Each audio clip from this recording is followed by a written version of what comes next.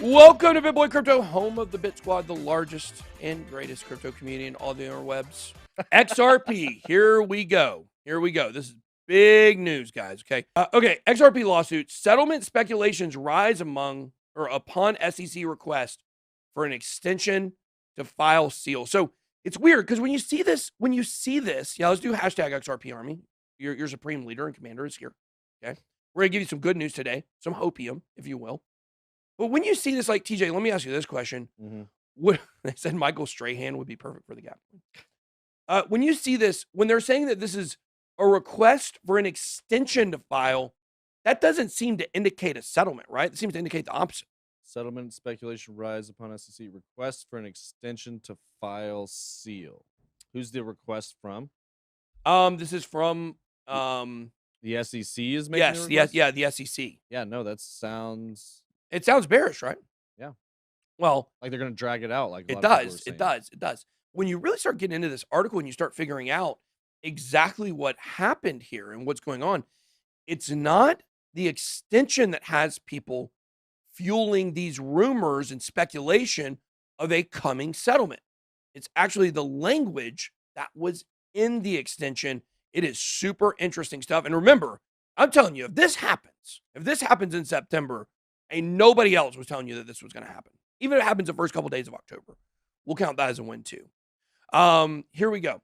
The latest update in the XRP lawsuit saw the SEC appeal for an extension to file for its letter motion to seal certain portions of Ripple's objections and responses to the SEC's second and third set of interrogatories submitted as exhibits for the court's consideration in support of the SEC's letter opposing defendants' letter motion to compel further responses to interrogatories. I hate this stupid legal language. Do you understand anything I just said? Well, I wasn't listening. Nobody does. Well, good, because it was pointless. But here is from James Fallon. He says the SEC requests an extension. Here is a picture of the extension here. Let's see. I don't know if it's in this specific part of it here. But it says, however, the reason why the market has been flooded with settlement speculations again is because of the SEC's meet and confer mentioned in its appeal letter. Is this the appeal letter? Does it say something in confer in here? I would like to see where it actually is. I don't see it. I don't think that's it. But it says the plaintiff stated that before adding portions to seal, the plaintiff will be conferring with the defendants. They're going to have a face-to-face meeting, the SEC and Ripple Labs. The portions of the seal pertain to the third-party submissions to the SEC that the SEC believes may merit sealing. Brings us back to the SEC approaching Ripple for a seal to protect certain eminent individuals' secrets hidden in the exhibits. Now, how crazy is this? They're not going to the judge. They're meeting with Ripple one-on-one. I mean, not literally one-on-one. One SEC, one commission, and one company, okay? Ripple's got to give them the sign-off for this. Interesting, isn't it? Yesterday, the lawsuit saw SEC file a letter stating that it does not oppose Ripple's request to seal parts of certain exhibits in the interrogatories dispute. Furthermore, the plaintiff also noted that a letter of appeal to file its own motion to seal is expected in the interrogatories dispute by September 24th. That's tomorrow. Let's see. This is where they say they don't. SEC files a letter. It doesn't oppose Ripple's motion to seal. Speculations rise again with yet another seal. While both parties have fought their ends of the arguments in the interrogatories dispute, they are back together and filing for a seal. However, this will not be the first time the case witnesses both Ripple and SEC join forces. Yeah, because they're joined forces the whole time. Earlier in the XRP lawsuit, a similar seal collaboration was seen in the DPP dispute. Once again, as always, not to be confused with Diamond Dallas Page. That's DDP. It was speculated that Ripple negotiated a deal with the SEC to get protection, while the commission got another shot at pursuing further litigation against other crypto projects without the burden of legal precedent. Furthermore, SEC is accused of appealing for a seal to protect an eminent ex-official, William Hinman.